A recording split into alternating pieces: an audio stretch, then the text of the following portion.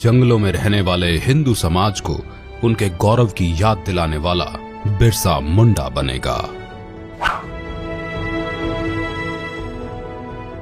बिरसा, बिरसा, कहाँ है रे तू? माँ, मैं इधर हूँ। तू फिर से अकेला जंगल में गया था? कहीं कोई बाघ भालू उठा ले जाता तो? माँ, तू फिक्र मत कर, ये जंगल मेरा दोस्त है, इसके सभी जानवर मेरे भाई। बिरसा पढ़ाई में तेज था और ये देखकर उसका दाखिला मिशनरी स्कूल में करवा दिया गया, लेकिन वहां पढ़ने के लिए उसको जबरन धर्म परिवर्तन करना पड़ा। बिरसा, यीशु के सिवाय कोई भगवान नहीं है।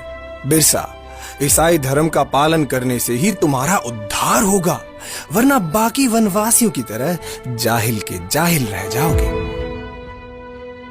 जैसे जैसे बिरसा बड़ा होने लगा, वो अंग्रेजों के अत्याचारों से परिचित हुआ और समझ गया कि अंग्रेज उनसे उनके जंगल छीनना चाहते हैं और ईसाई पादरी जंगल में रहने वाले सभी हिंदुओं को ईसाई बनाना चाहते हैं।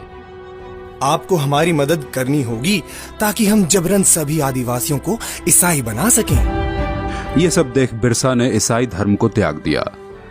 एक वैष्णव गुरु से दीक्षा लेकर बिरसा भगवान विष्णु और तुलसी की पूजा करने लगा। हम आदिकाल से इन जंगलों में वास करते आए हैं, ये जंगल हमारे हैं। धर्म परिवर्तित करके अंग्रेज हमसे हमारे जंगल नहीं छीन सकते। भाइयों, अंग्रेजों के सामने मत झुको, आत्मसम्मान के लिए खड़े हो। बिरसा के अनुयायी गांव-गांव में जाकर बिरसा की इस शिक्षा का प्रचार करने लगे। उसके कहने से वनवासियों ने अंग्रेजों को लगान देना बंद कर दिया। ये सब देख अंग्रेजी हुकूमत तिल में ला गई और उन्होंने बगावत भड़काने के जुर्म के लिए बिरसा को 2.5 साल की कठोर कारावास की सजा सुनाई। लेकिन बिरसा का आंदोलन अब रुकने वाला नहीं था। न वनवासियों ने लगान दिया, न बेगारी की। बिरसा के छूटने पर सारे वनवासी उसके गांव में इकट्ठा हो गए। बिरसा की क्रांति की पुकार से सिंह भूमि, चाईबासा और रांची के जंगल गूंज उठे।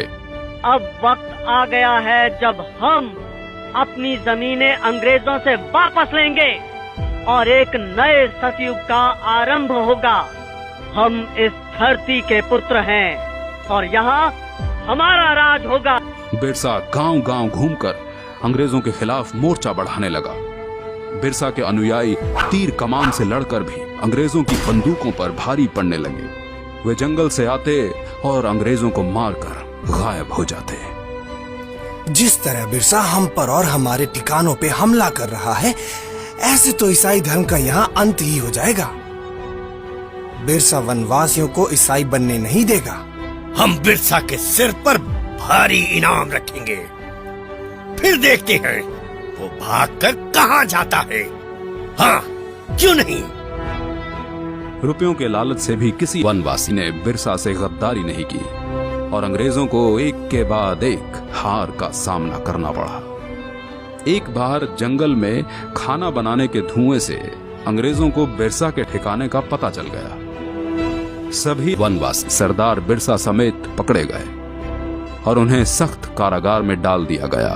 बिरसा की कमर और पैरों में लोहे की बेड़ियां डाल उसे एक छोटी सी कोठरी में बंद कर दिया गया। अंग्रेजों ने उसके खाने में आर्सेनिक नाम का जहर डालकर उसे मरवा डाला और दुनिया को ये बताया कि वो हैजे से मर गया। मात्र 25 वर्ष की आयु में बिरसा अपने धर्म और देश की रक्षा के लिए शहीद हो गया। 25 साल में इतना कुछ करने वाला कोई आम इंसान नहीं हो सकता और यही कारण है कि बिरसा मुंडा को भगवान का अवतार माना जाता है।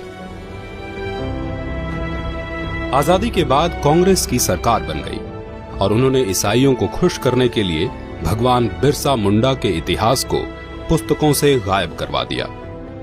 लेकिन भगवान बिरसा मुंडा आज भी सभी हिंदुस्तानियों के दिलों में जीवित हैं।